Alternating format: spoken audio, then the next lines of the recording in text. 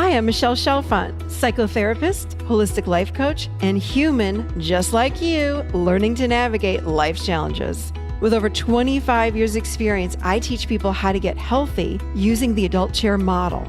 The adult chair model is where simple psychology meets grounded spirituality, and it teaches us how to become healthy adults. From anxiety and depression to codependency and relationship issues, you can use the adult chair for just about anything. Each week, I share practical tips, tools, and advice from myself and a wide range of experts on how to get unstuck, how to live authentically, and how to truly love yourself, all while sitting in your adult chair. Welcome to the Adult Chair Podcast. Hello, everybody, and welcome to the Adult Chair Podcast, where we talk about how to be a healthy adult, right? Which is kind of hard to do right now. Who here is living in their adult chair during the holidays? That's what I'm wondering. Yeah, it's kind of hard to do. And this is why I wanted to have someone on to have a conversation with me about boundaries, specifically boundaries at the holidays, because boy, it can be difficult. And this is when we really hear from you guys is around the holidays, like, please help me. What do I do when I am over here at this party, at this family gathering, and I have to deal with my sister, brother, aunt, mother-in-law, father-in-law, mother, father, whomever? How do I set a boundary? And that's what we talked about today. Miss Sharon Martin and I had a lovely conversation about boundaries. We gave you all kinds of great tips and tools and really very specifically some boundary statements that you can use for people. I think you're going to really enjoy the show today. And if you ever want to hear other shows on boundaries or any topic under the sun, I've probably done it, by the way. I've done many shows on boundaries, on, one of my favorite topics, codependency. I think I've done 22 shows on that. All you need to do, just because you guys email in about this, I'm telling you today, you go to the adultchair.com website, click on the podcast page, and on that page is a search bar. You just put in your term, whatever you want. And then boop, guess what? All the shows pop up that I've done on that particular topic. So lots of shows. We are approaching, by the way, 300 shows. We're almost there. But anyway, so today we're talking all about boundaries at the holidays because they are needed year round, but they're really needed. Actually, we're really pushed to step into our adult chair and set those boundaries during this time of year. I don't really want to take you out of the moment, but I want you to start thinking about what are you going to be doing in 2022? How are you going to be living your life differently than what you did in 2021? Because we're all about living in our adult chairs here. We're all about stepping more into our authentic self, our true self, and really living from a place of, this is what we're doing all next year, living consciously. Yep, the doors are now open for the 2022 annual membership. And let me just tell you, it's going to be an incredible year next year. I'm so excited. The whole year is about living consciously, but each month we are spending time on a different theme as it relates to living consciously. For example, we're talking about attachment theory one month. We're talking about emotions and emotional regulation. Another month is on how do we change our negative thinking. And another month is on cracking masks. There's so many great months next year. I would love to have you join me. And right now is the time because I'm giving you a huge discount of 25% off the monthly rate, which is basically 3 months free. So by joining the annual membership, you get the full year. And let me tell you, each month builds on itself. So you're going to want to do the year. But I got to tell you, once the doors close, they're closed. So if you're really, really ready to do this, come on and join me. If you're really ready to commit to yourself, then join me now because the doors are closed on December 31st. And it's getting busy with the holidays. So come on, y'all, let's go. theadultchair.com/membership. You can get all the information there and sign up today. Okay, let us jump into the Boundary Podcast, Boundaries of the Holidays, with Sharon. But let me tell you a little bit about Sharon Martin. She is a licensed psychotherapist who has been practicing in San Jose, California for over 20 years. She specializes in helping individuals struggling with perfectionism, codependency, and people-pleasing. Her own struggle to feel good enough inspired her passion for helping others to learn to accept and love themselves. Sharon is the author of the Better Boundaries Workbook and the CBT Workbook for Perfectionism. Her work has also been featured in various media outlets, including Psychology Today, Highly Sensitive Refuge, WebMD, and Psych Central. It is a pleasure to have Sharon Martin on the show. And here we go with Sharon. So welcome to the Adult Chair Podcast, Sharon Martin. Thank you. I'm thrilled to be here. I am too, because we need to talk about boundaries during the holiday season. We can never talk enough about boundaries. That's my philosophy. You know what? I 100% agree with you. I was just sharing with you. I'm like, I've done a lot of podcasts on the Adult Chair about boundaries, and I don't think you can talk too much about boundaries ever. Yes, that's like me. I don't know how many blog posts I've written about boundaries. There's always another aspect of it, it seems like, or another question that people have. It's challenging, I think, is part of it. It's a complex thing to understand, and then to put into action. Yes. And I love that you're an expert with boundaries. So during the holidays, I think that we really, really need, again, I think year round, we need to practice boundaries, but during the holidays is when I find that more and more people say, how do you say this? Or how do I do that? So let's start out, because we need boundaries right now. Mm-hmm. What is a boundary? Let's just start out with a very basic question. What is a boundary? Well, it's probably actually a more complex question than a lot of people think. Because there's sort of multiple aspects to a boundary. But I think one way that we can think about it is as a dividing line. Mm-hmm. So it's a way of separating yourself from other people.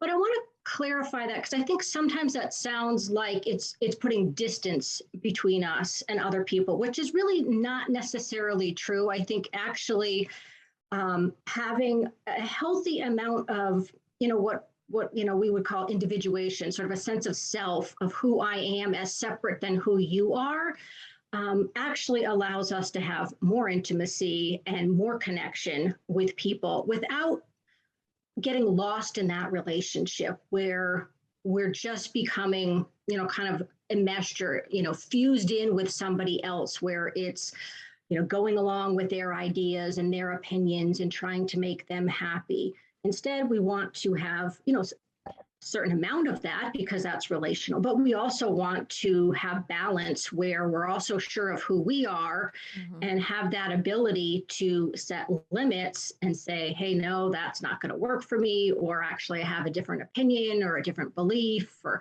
something like that. And that's the aspect of boundaries that I think we're most familiar with, is thinking about a boundary as a limit, which is definitely a really big part of setting boundaries, is to be able to be assertive and tell people what you need. I think is probably the crux of what a boundary really is for most people. I heard you say something that really jumped out at me, which is you can I'm going to summarize part of it, but that you can actually have better relationships when you are able to set boundaries. Mm-hmm. And I understand, we're not enmeshed, we're not getting lost in the other person, but talk a little bit about that. What do you mean by that? How is that even possible, that we can have better relationships when we have boundaries? Yes, I think it's counterintuitive for a lot of people, right? Part of that is because the boundary setting itself is difficult for a lot of people.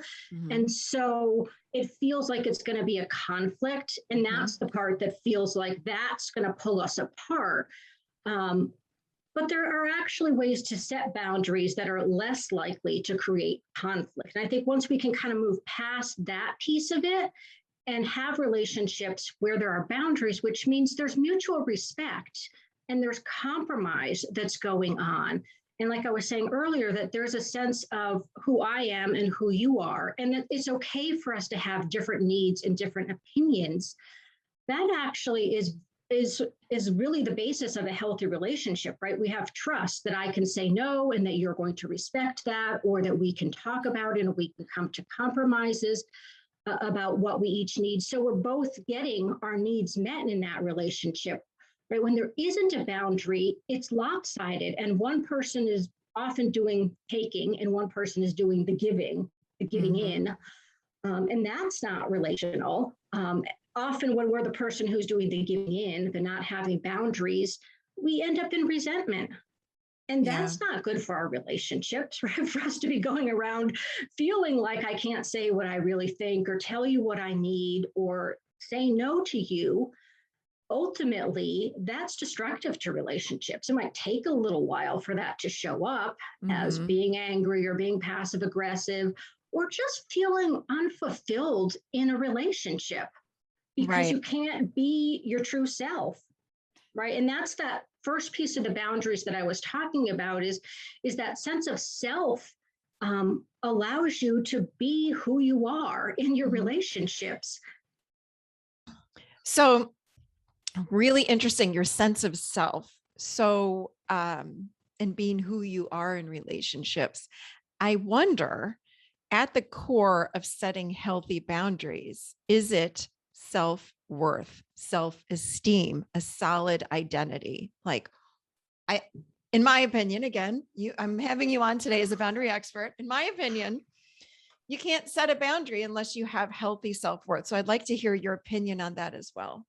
Yes, I agree. And I think this is where sometimes we kind of get into a cycle of how do we start with it? Because you do need to have some level of self-worth to say, I deserve it. You know, it's okay for me to say no to people. My needs matter. Who I am matters, in order to feel like you can do that with other people. Right. So absolutely. I mean, there has to be at least a belief that everybody has needs. Everybody has certain rights in relationships. And I talk about this just in terms of like, it's universal. This isn't, a deficit because you need something. Everybody needs things in relationships. We need things in life. But we also have the right to, feel cared for, respected in our relationships as well. And I think sometimes it's helpful to just think of that in terms of that being across the board. Like that's not something unique to you.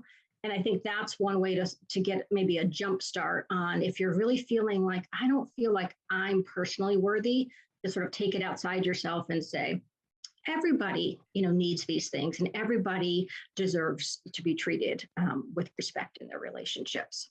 For sure. And I agree with you, but what would you say to somebody? And I know there are a lot of people out there that feel guilt around speaking up for themselves. They don't feel like they have a right. So I'm hearing you say, well, of course, everybody on the planet deserves to set a boundary. Everybody on the planet has a right to set a boundary. But if I'm somebody that doesn't know how to set a boundary, it wasn't modeled in my household to set boundaries. I feel guilt. I feel guilt speaking up for myself. Talk about that a little bit. Like, what's the guilt all about?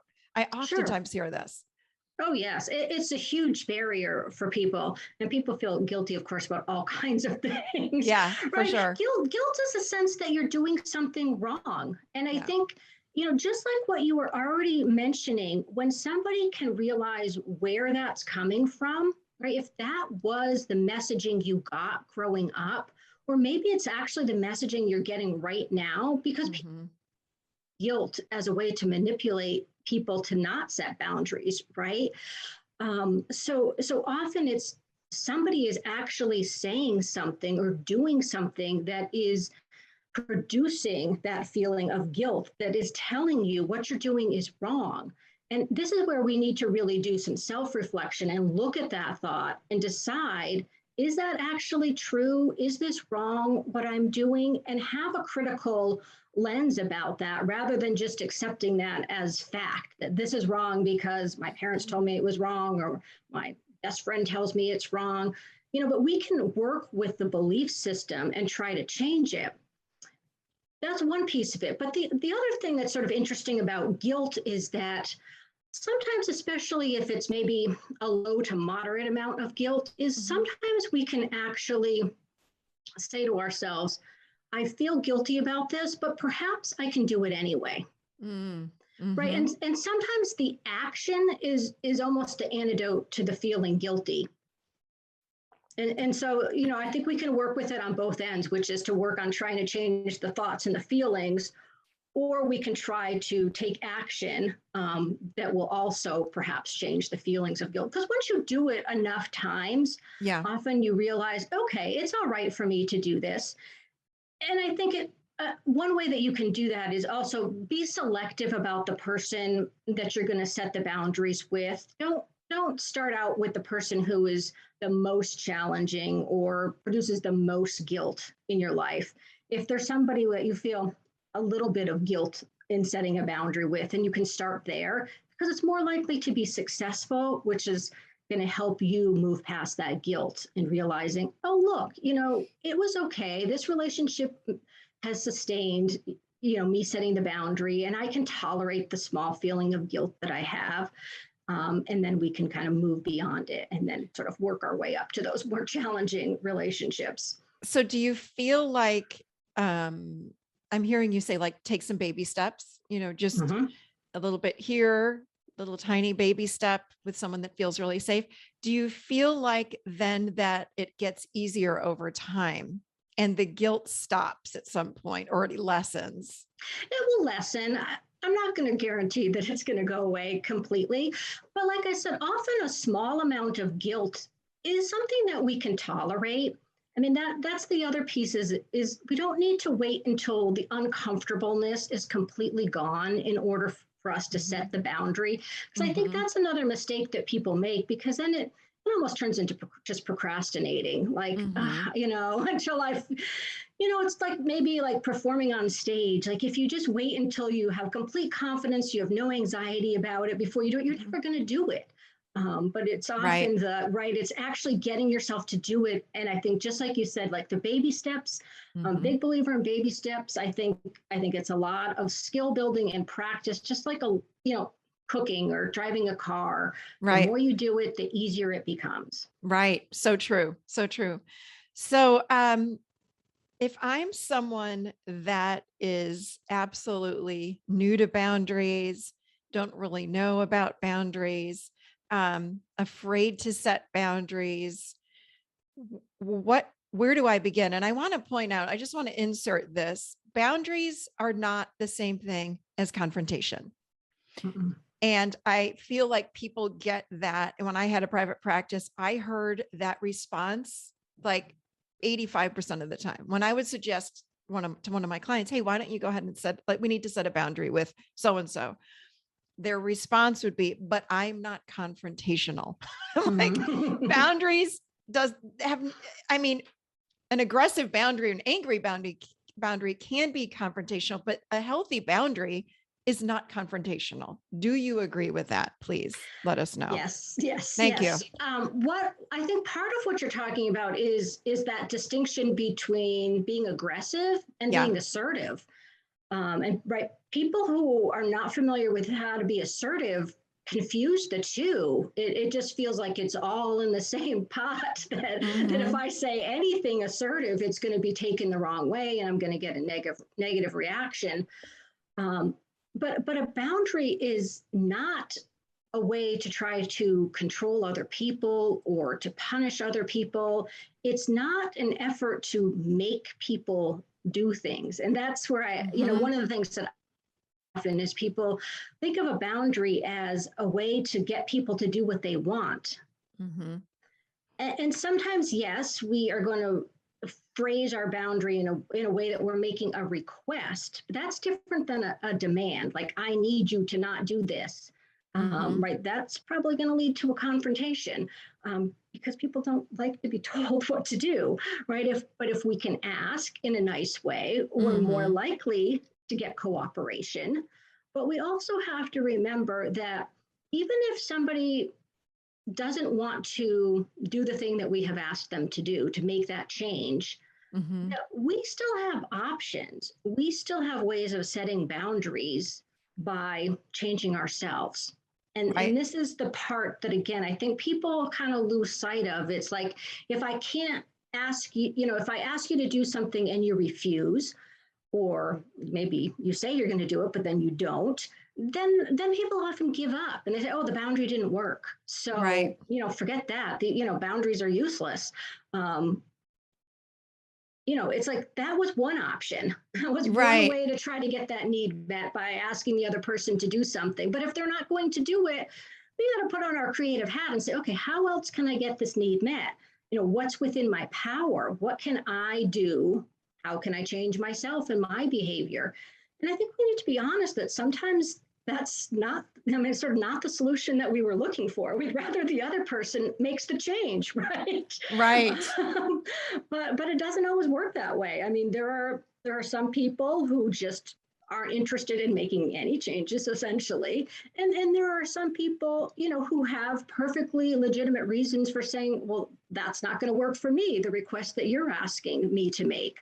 The change you're asking me to make. And we have to respect that sometimes the answer is going to be no to the request. And like I said, go back to the drawing board and figure out what else can we do. I find that a lot of times when people set boundaries, and I got to go back to my other question, but I find a lot of times when people set boundaries, there's the other person gets defensive. Mm-hmm. So talk about the delivery of a boundary. And how we can maybe lessen the defense of the other person. Yeah, there's quite a few pieces or things that we can think about within that. And again, if we just think sort of generally about assertive communication skills, we want to think about things like our tone of voice, the way that we're asking, not just the words, but there is the phrasing, like I was saying. We want to ask in a relational way where we're asking, could you please do this? This would be really helpful to me, or this would mean a lot to me, are some good phrases that can be helpful.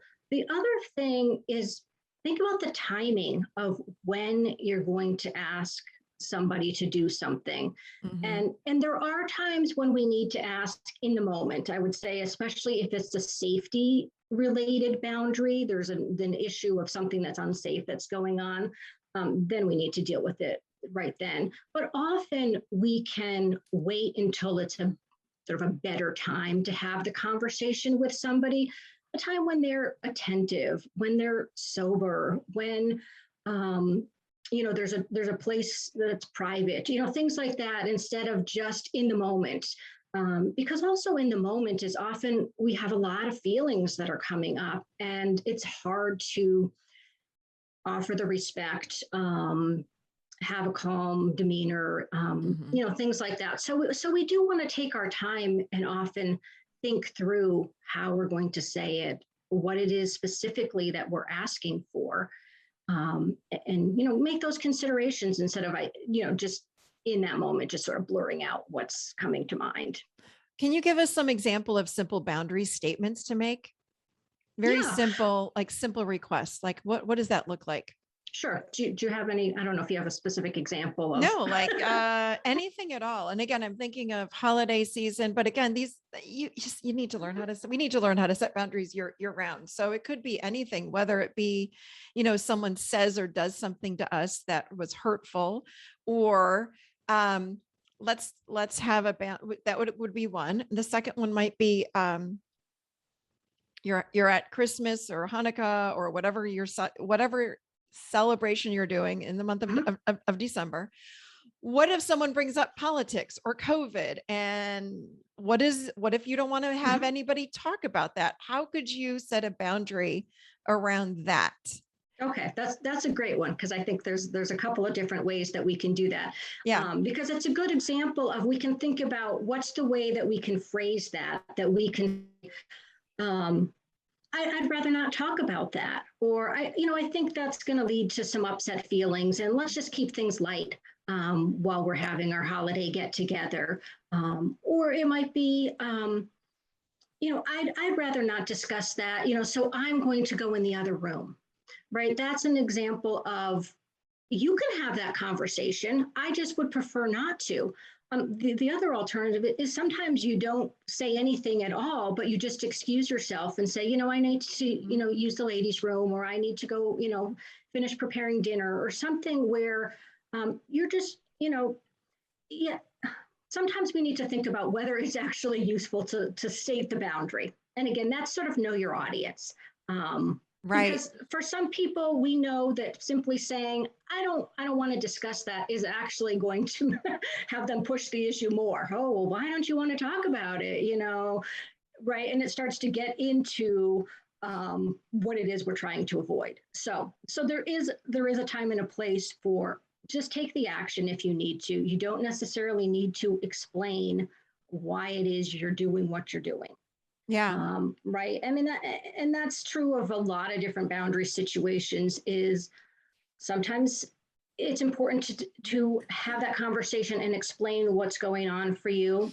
And sometimes it's not useful because people will just use that to, kind of pick it apart and make it, manipulate you into trying to do the thing that you're trying to not do or have the conversation that you're wanting to not have.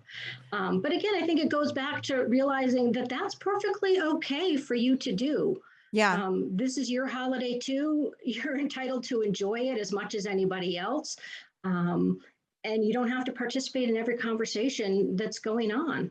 Right. I agree. And I would even take it a step further at that if it's at your home, like if you're hosting the holiday, if people start talking about politics or anything that's, triggering, if it's at your home, you have every right to say, we are not talking about this tonight because we're going to have a lovely holiday meal, period. And it's, again, I'm not angry. I'm not, but I'm also not soft. It's a firm boundary. Or I want to keep this conversation tonight light, or I want to keep the conversation joyful. We're having a holiday. We're not going to talk about that tonight. So I'd appreciate everybody not talking about that. If it's at your house, you are 100%. It is 100% okay to set that boundary. And if somebody says, well, I want to talk about it, you can ask them to leave.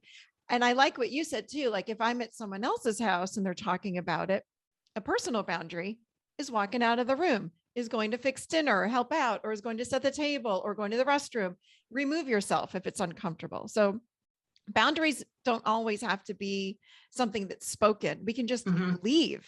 We can hang up the phone. Like, there are many ways to put a boundary and to protect yourself if it's something offensive that someone is saying or doing. You get out of there basically. Yeah, absolutely. Right. That's the kind of piece that's the thing that you can do. You can control, which room you're in, who you're talking to, like you said, hanging up the phone. Those are things that we don't have to always ask. We can just do some of these things.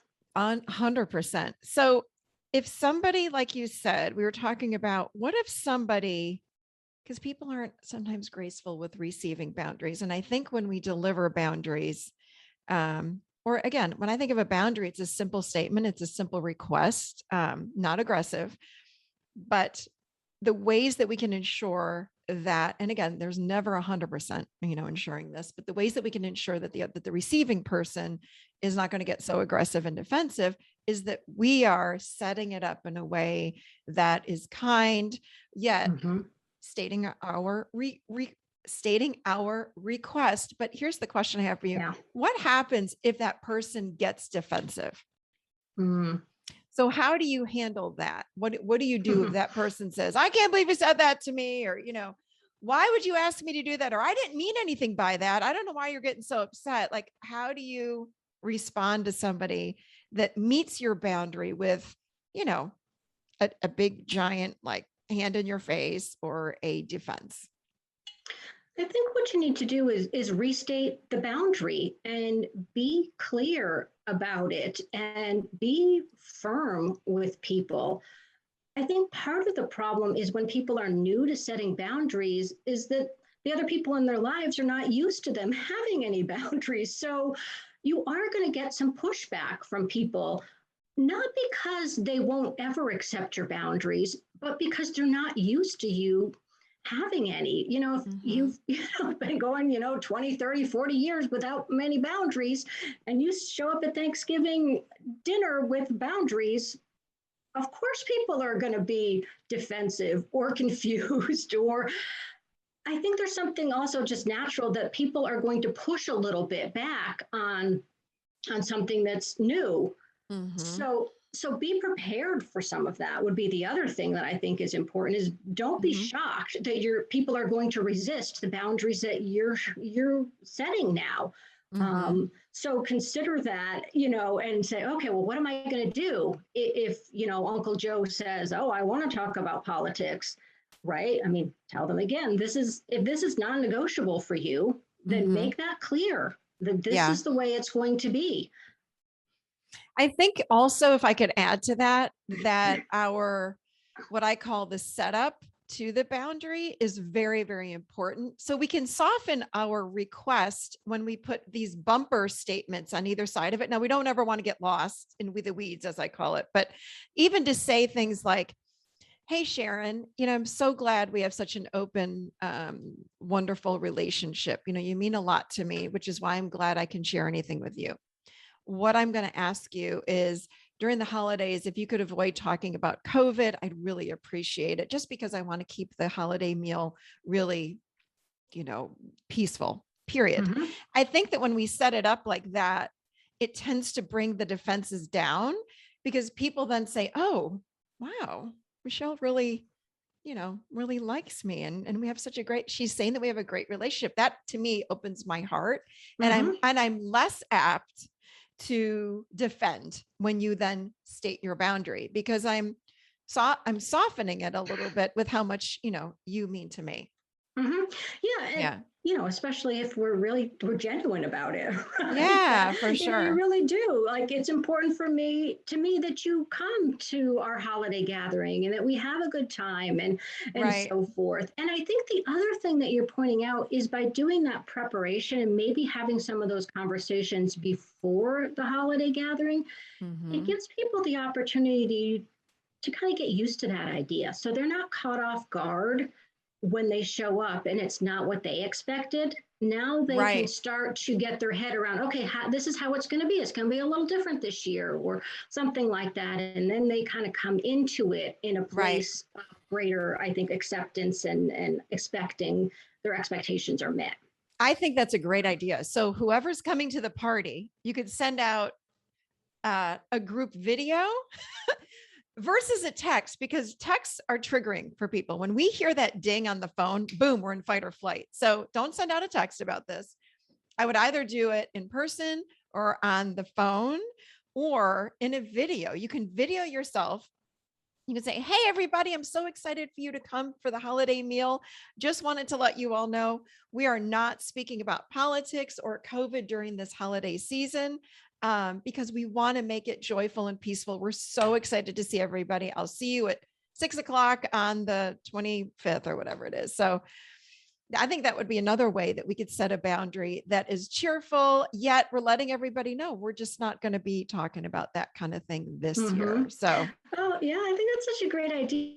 Right. I mean, the thing that also gets lost, of course, in the text message is the tone of voice and the facial totally. expression. And that's a big part of communication. So that could be a really fun way and it's effective in terms of a mode of communication. And I agree with you, like the text message is just pretty much the Don't do it. worst because I It's can the just worst. imagine that going sideways with then people replying to the text with all kinds of their Yeah. defensiveness and their questions and things, and then it just sort of becomes a big blow up on text messages, which is not a good way to Yeah. address anybody's concerns or feelings about things. You So never, uh, ever, ever talk about anything yes, like this on text. It never, ever goes well. Ever, I agree. I think ever, if people ever. take nothing else from this conversation, try to avoid setting boundaries by text. Yeah. I think that Don't is try. Just solid don't bother. advice. Don't Yeah, bother. And email, sure. like, don't do it. Do not do it. No. Yeah, pick up the phone. It's much, better, even though I know people feel uncomfortable with that. I mean, it's just, there's a lot that's lost with written communication. I agree. I agree. Anything else you want to share with us about boundaries that would be important right now? Well, maybe the other aspect that we didn't touch upon in terms of the self-worth and feeling like it's okay for us to set boundaries is framing boundaries as a way of taking care of ourselves. I think we hear a lot about self-care and that it's okay to do things for ourselves. And again, that can be a challenge for people as well. But I would put boundaries into that self-care bucket as another thing that we do to take care of ourselves. So that can be a helpful way, I think, for people to think about it. Maybe it gives them a little bit more permission to say, yes, this is something that I need. It's important for my mental health. It's important for my relationships. Because I think that takes us out of the thinking that this is selfish. This is me just wanting something. But boundaries are really based on needs. This is something that I need. And sometimes it's, I need to feel safe in this situation, or I need to feel respected. I need to feel cared for. Or sometimes it's something, sort of more practical. I need smoke-free air to breathe for my health, right? Something like that. Or I need peace at the dinner table. Those are needs that are okay to have. And like I was saying earlier, they're things that we all need. Now, I would say this, if it's not at your home, let's say if we're going to a party, and we also like we actually did talk a little bit about this, but if someone is talking about something that you're uncomfortable with, the boundary that you could have is not to tell everyone to stop talking, but it's not your home, but that's when you get up and leave. That's also a boundary. Absolutely. And that's, I think one of those great holiday tips is, if at all possible, bring your own car so that you can leave if you need to leave. And that way you have control over that situation and you don't feel stuck in a situation that's uncomfortable or feels emotionally unsafe. And there could be a lot of different reasons why you feel that way, right? This is just one example. Sure. I'm thinking about like the people that drink too much at the holidays and it's really uncomfortable and they start talking smack or they're hitting on you, or whatever it might be. Yep. All kinds of things. Yeah. All kinds of things that happen around the holiday season, but to have your own car, phenomenal. And you don't have to say, I'm leaving because Uncle Joe is being obnoxious and he's drunk again and being, a drama person all about it. You just say, hey, you know what? I have a stomach ache. I'm just going to head home, not feeling well, and just leave. Because a boundary is all about taking care of self. It's not selfish in the least bit. It's self-loving. It's self-care. So it's so important that you're tuning into self and asking, how does this make me feel? If I'm uncomfortable, I got to take care of myself and remove myself or set that boundary, or again, go to the other room. But it's always about staying connected to yourself. So then, when a boundary is necessary.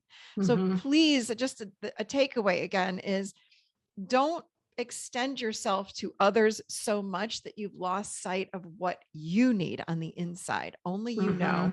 And if you're disconnected from self and putting other first, and in the beginning you talked about this, and all that I heard was the word codependency. When we're connected to everyone else, saying, okay, but if they're okay, then I'm okay. It's like, wait a minute, this is staying connected to myself. Only I know what I need. Only I know. And then it's my job to speak up for myself. Yeah, it's a really good point, because I think that's often why we aren't setting boundaries, or maybe we're almost waiting until it's past. Like, we should have set the boundary a lot sooner in many of these situations, because we haven't been connected to ourselves and really paying attention to, both what our body's doing, but our thoughts as well. But, what you were saying was, really reminds me of the idea that if you pay attention, your body will tell you when you need a boundary. Yes. Right. Yeah. You will feel it. You'll feel that resentment. You'll feel uncomfortable. You'll feel annoyed. Those are all signs that probably there's a boundary issue that's going on. I would say so many of the challenges that we have in relationships with other people, they're really boundary issues at the end of the day. Totally. We can think about them in different ways, but often it's a boundary that has been missing or that's been crossed. And that's, what we need to pay attention to in order to improve things in that situation and take care of ourselves, for sure. 100% agree with you on that one. For sure. For sure. Okay. So anything else? Am I forgetting anything that people would need to know?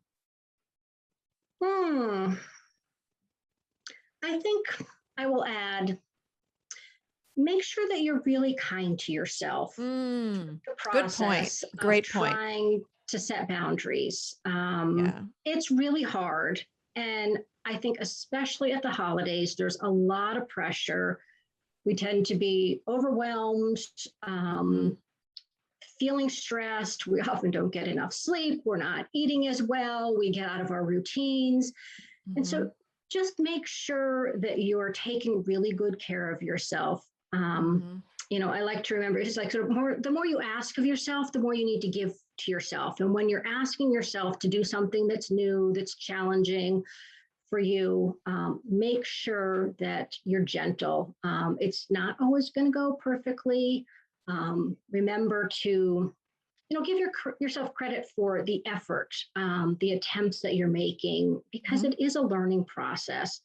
Rather than saying, oh, it didn't work, or I didn't do it the way I wanted to, that didn't come out right. It's easy for us to get into self-criticism, and that doesn't ultimately help us do better and persevere with what we're trying to accomplish. So I think if we can give ourselves that grace, and be gentle with the mistakes that are inevitably going to happen, and take, you know, that loving care of ourselves, we will get there.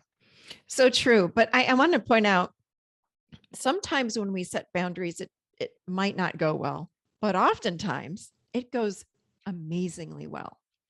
And people do hear us, and people do respect, especially when, again, we put those bumpers to kind of soften the boundaries. So again, not too much talk because people get lost in the weeds, but when we soften it and then state our request, if somebody really cares about you, oftentimes they're going to say, oh my gosh, of course I'll do that for you. Or yes, thank you for sharing, or whatever it might be. So be brave.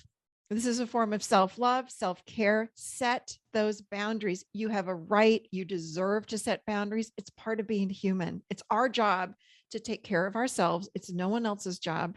It's our job to speak up and really set those boundaries for ourselves. So, okay, you remind me of one more thing, Michelle. Yeah, go girl. Let's hear it.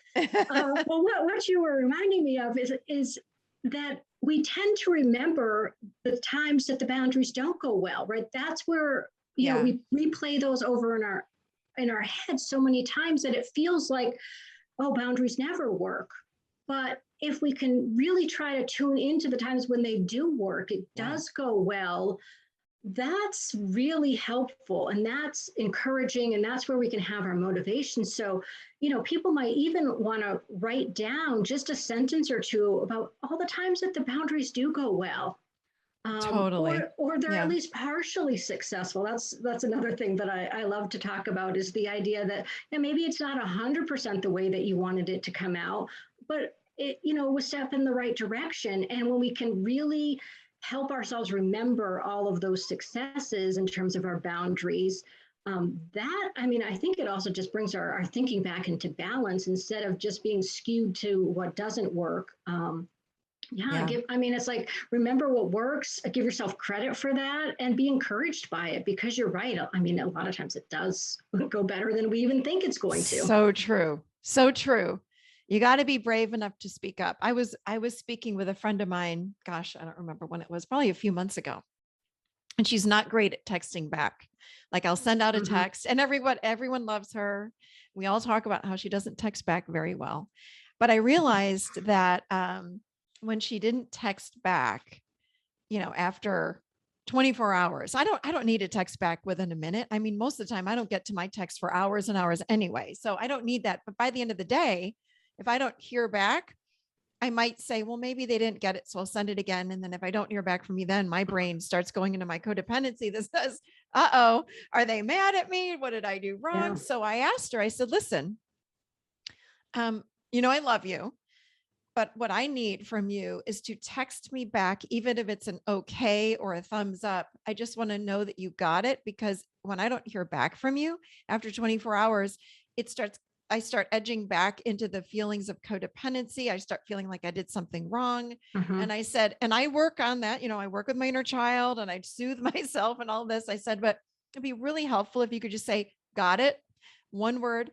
And I said, and she says, oh my gosh, I'm so sorry. She goes, I'm terrible at text. I said, I know you are. Everybody knows you are. But if you see something from me, if you could just get back to me, I'd so appreciate it. She goes, absolutely. Yes. I was like, oh, that was easy. So again, Mhm. it worked out beautifully for me. And I was terrible at setting boundaries for so many years. I didn't really learn how to set healthy boundaries growing up. So it's baby Yeah. steps. Do it with people that you feel safe with, and then you move Yeah. on from there. But it's a great example too, because it's both setting the boundary, asking for what you need, and she's saying, yes, I can do that. But you're also saying, I'm not going to be completely reliant on her for Right. my emotional well-being, right? Because you're like, okay, but I know that I need to work on this too. I need to be able to tolerate, maybe sometimes even with the best of intentions, she might forget or it might slip through, Totally. right? Yep. And you say, okay, Yep. I have to have my own skills to be able to deal with that too. So I think that's a great reminder of there's two pieces to it. Is that you have to do your self-work, and self-worth. Worth. It's a tongue twister. My favorite thing is the inner child work, because man, that just so helps me to stay connected to myself. I don't know if you would offer another thing, but I love the inner child work, because when I start feeling like anxious inside, I drop in, I tune into my feelings. What am I feeling? I check in with my inner child. It's like, oh, all of a sudden that anxiety starts to lessen. So do you have anything you would add to that? Well, yeah. I mean, the other thing is, I think it's so empowering also when you realize that you can take care of some of your needs yourself. And this is the other piece when we think about our needs, is that, as I was saying, I mean, we all have needs, and some of them are needs that we can meet for ourselves, and some of them are needs that need to be met in a relationship. Right. Right. Right. And it's helpful to make that distinction. And probably there's many that are a combination of both.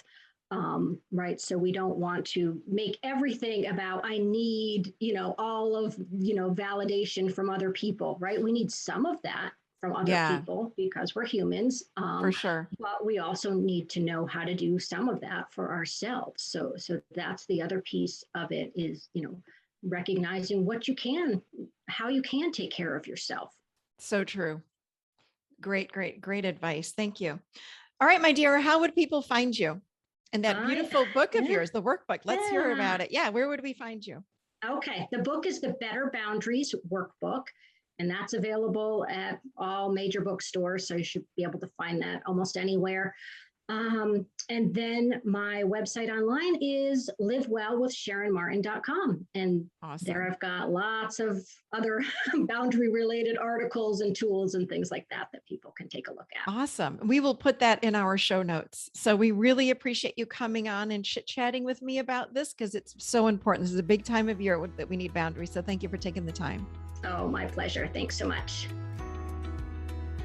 All right, you guys, I hope you found that show helpful, or this show helpful.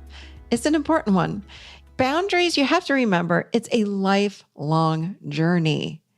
We are always building on our inner self so we can take better care of ourselves with our boundaries. So just please remember, it's a process. I did not wake up one day and go, hey, I am wonderful at setting boundaries. It's not like that. But you start slowly and you build and you build and you build. And it's possible. Everybody can learn this, and everybody needs to learn this, because boundaries are part of our self-care. So you've got this. You have got this.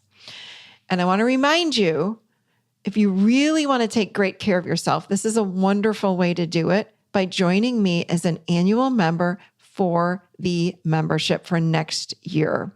25% off the monthly rate right now, only through the end of December. That's 3 months free that you get for joining.